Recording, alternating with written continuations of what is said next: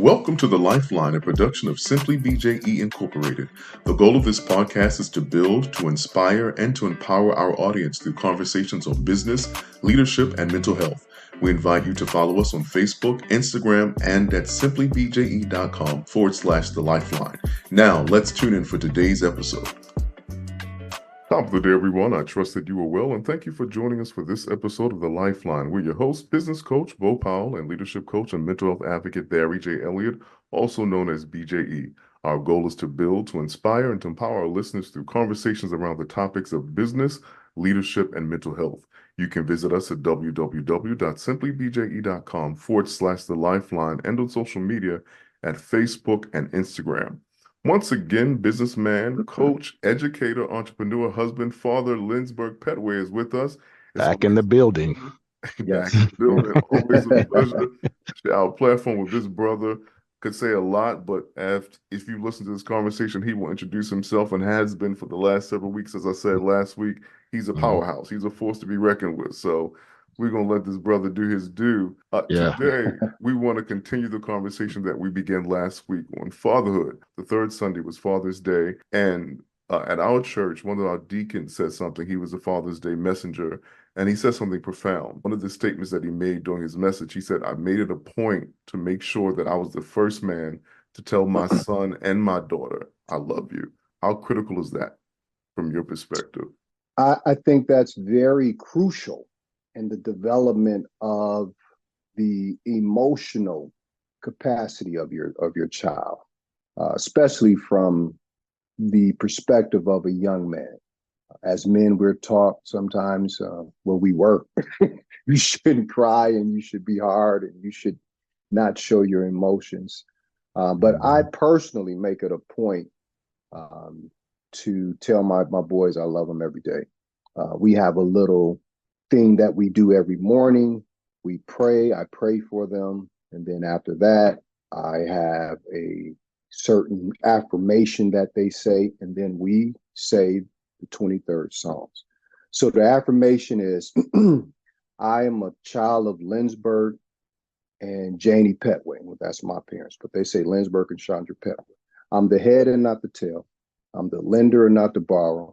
I'm created in the image of a super intelligent God.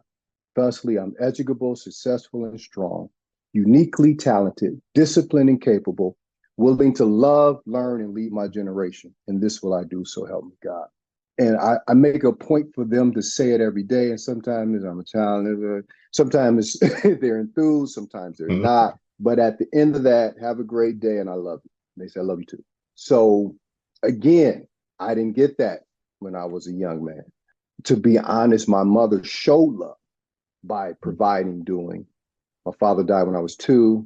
I had 4 sisters, and I was the youngest child, the only boy. All 4 of my sisters went to college. I went to college. My mother was a great provider. She worked hard, but she rarely said, I love you. She showed it. Even on the athletic field, everything I wanted, cleats, tights, Newman gloves, the Newmans back in the 80s. But she never came to a game. She never saw me in a uniform, not at the high school level, collegiate level. So saying I love you, I think that's very crucial. So the point that the deacon made is a great point. I believe that every child, boy or girl, needs their father, right? If it were not the case, I believe the Lord would not institute marriage between man and woman to populate the earth. Yet there are some differences between what a man needs or what a son needs and what a daughter needs from her father. So I'm gonna put Bo on the spot for a minute. So Bo, talk to me a little bit because you're a girl dad. So tell me what you think is necessary from a father's perspective for a daughter to get from her father.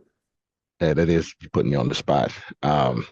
Because I can relate to a lot to what you were saying initially, Lindsberg, about dad not being there, mom showing it, but not necessarily saying it, not coming to games. Man, that was really resonated with me.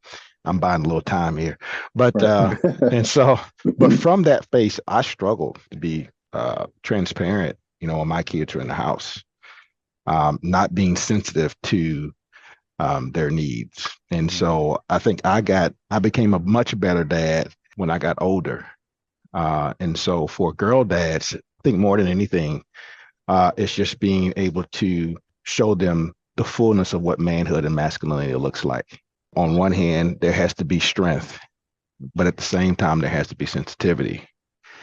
There has to be a firmness, but also a flexibility there. With girl dads being able to take the time to listen, to understand, and not be as hard. With boys, you can be a little tougher stuff. And even at the same time, you have to learn to even nurture them in the ways they need to be nurtured.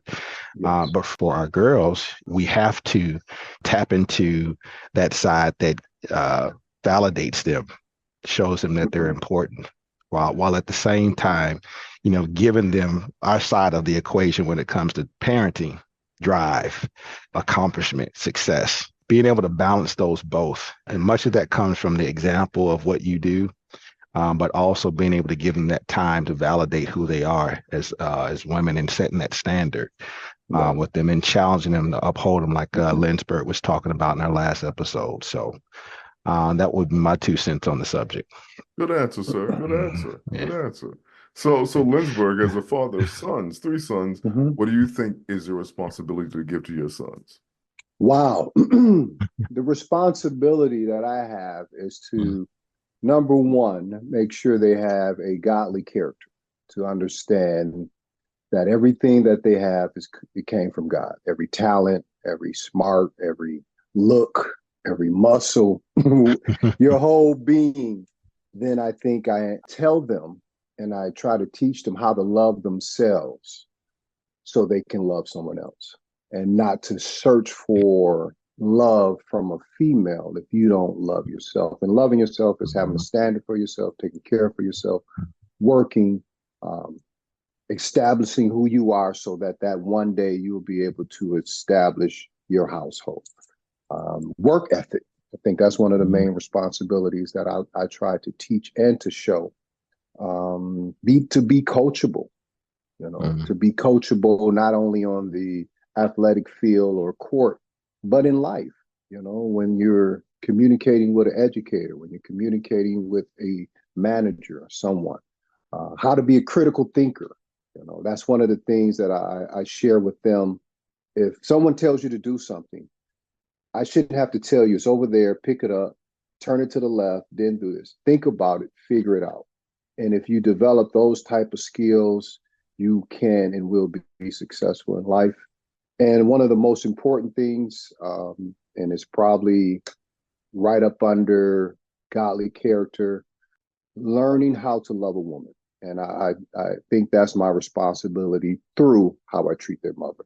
One of my oldest sons, he kind of showed his development of trying to be a young man, and he was speaking to my wife. And this is something that I told her would probably pop up because of how she communicated with him. Years ago, I said, nip that in the bud. I'm 16, 17, it might come back around. Sure enough, came back around. And I had a nice, polite conversation with her. Before she was your mother, she was my wife. You're not going to talk to my wife like that. And I don't care that you came out of her. She's my wife. One thing I will not tolerate is disrespect. Well, Dad, I wasn't being disrespectful. I was just asking. Don't ask. Ain't no questions. When she tell you to do something, you do it. And I gave an example of, when I was your age, this happened, that happened. And I thought about it, but I never verbalized it because of the amount of respect. So how to love a woman, I think that's one of the first things, and that's to respect your mother. That's good. That's good. You said something that I don't think I've ever heard a father say it's important for him to teach his sons. And if I have heard, it's been very few and far between. And that is that it's important to teach a man to love himself. Because one of the things that we really are taught is subliminal, and it's not necessarily spoken, but we're seen and taught to function very mechanically. Yes. That our significance comes from what we do and how much we ascertain and how much we accomplish, but very seldom are we taught about our own self-worth. And you said something earlier about emotional capacity. that's not something that's really a conversation with Generation Xers, which we are, and the older crew. We don't have those conversations. So I think you equipping your sons with some powerful tools that we learn later in life. Absolutely. Right. Yeah, I think that's definitely necessary, because sometimes the quality of our success is what we do, what we have, what we accomplish. It's funny, I was just listening to Get Up this morning, and Boston just won, and they're already asking Tatum, can they repeat? And it took you 7 years to get here. It's just like you just accomplished something, but you're still like, oh no, that's not good enough. Can you do it again? And sometimes if you're not a strong man, you'll get caught up in that race, and you're always trying to either dress a certain way, have something, have the biggest this, have the fastest car. And when you don't even know your own self-worth, and just having your own intrinsic motivation and being confident who you are. Yeah, absolutely. What you were saying as far as what you're planting, those seeds you're sowing into your sons, how much of that did you receive, growing up from your father, or not receive? And how has that impacted you as a man? So I would quietly say I haven't received anything directly from him, but the legacy was always reminded to me by my grandmother. And this was my mother's mother. And she would always tell me, you're just like your daddy. You dress like your daddy. You're so clean like your daddy. So that was an example to me that I realized later in life that my mother's mother was impressed with him. So he had to be a good man to make that impression on my mother's mother, because that was her daughter. And then on my other side of the family, I was reminded that my father was different, that he was the favorite uncle, that my grandmother on his mom loved him. And, your father was my favorite uncle. He always did this. He always did that. So growing up, there was a picture that was drawn from a photograph. And I took that with me to college, and it was up in my dorm room. It was up in my apartment. And the legacy of seeing him and just carrying his name, that would motivate me. So I guess I received it from him, but not directly. So it was just the examples that he had placed in the world already. And those things were reminded to me. So it was like, okay, as much as I kind of veered to the left, let me tighten up, get for real, and focus, and make sure my father's name is in a place that a good name should be. Yeah, man, that's powerful. What I'm impressed by is just because a lot of men and even women who didn't have their father presently there tend to not see the world that way. Okay, and for you to be able to identify that, right, and still take that on as something that you can use that could work for you instead of against you, man, I think is powerful, man. With that. And so how do you feel like that's impacted you as a father and how you approach fatherhood? It's impacted, I think it's impacted positively and negatively. One thing I did with my sons, and I borrowed this from the Jewish community, is when they turned 13, I had a birthday party, and I had several men speak into their life. So based upon the facility, they would come up, they would sit in a chair, and these men who I respected would come and speak into their life. And at the end of it, I would bring that picture. Take your time.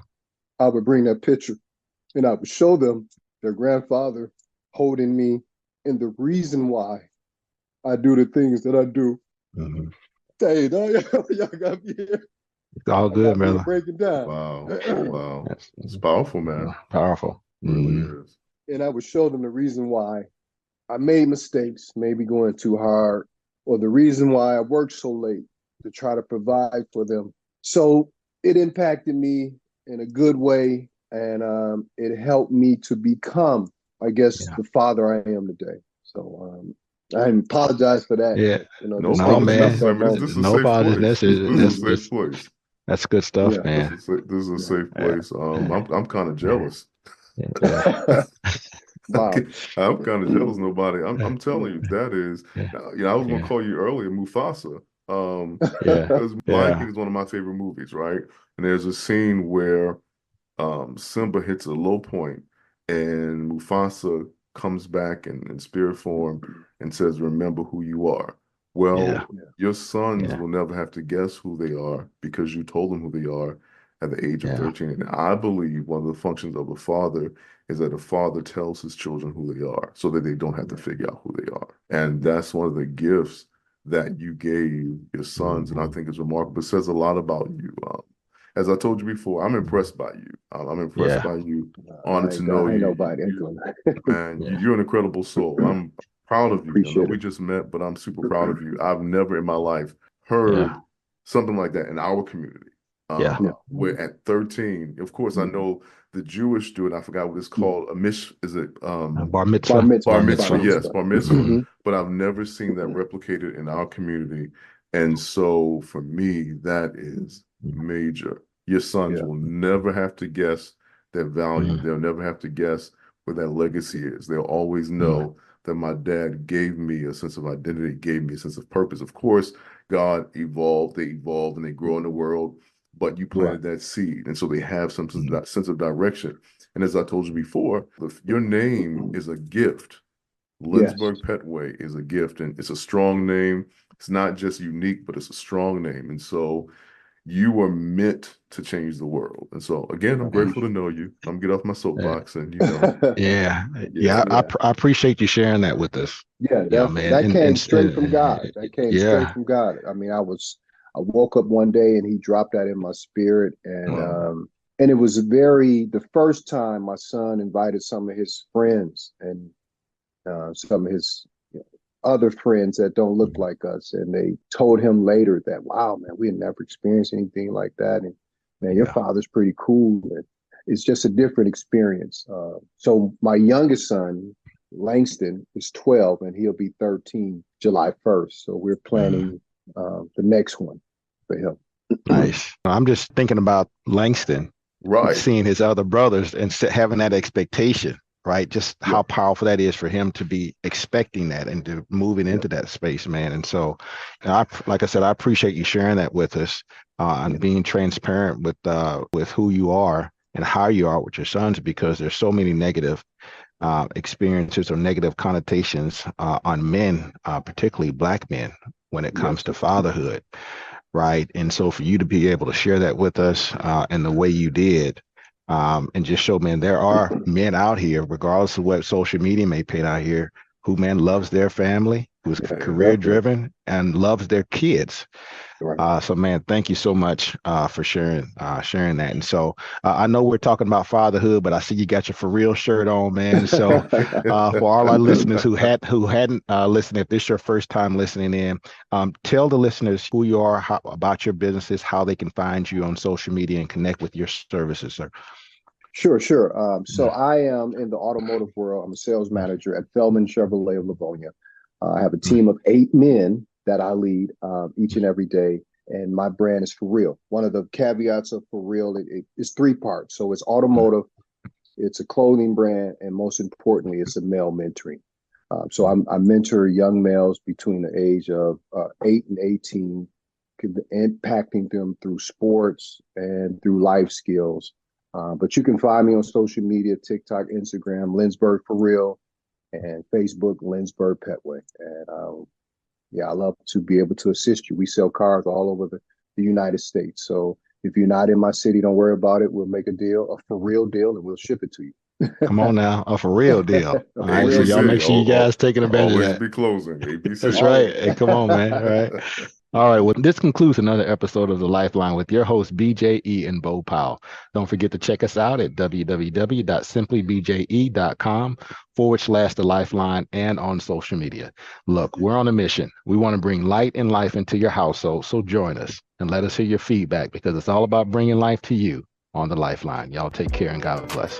Thank you for listening to today's episode with host, business coach Bo Powell and leadership coach Barry J. Elliott. Join us next week for another impactful conversation on The Lifeline.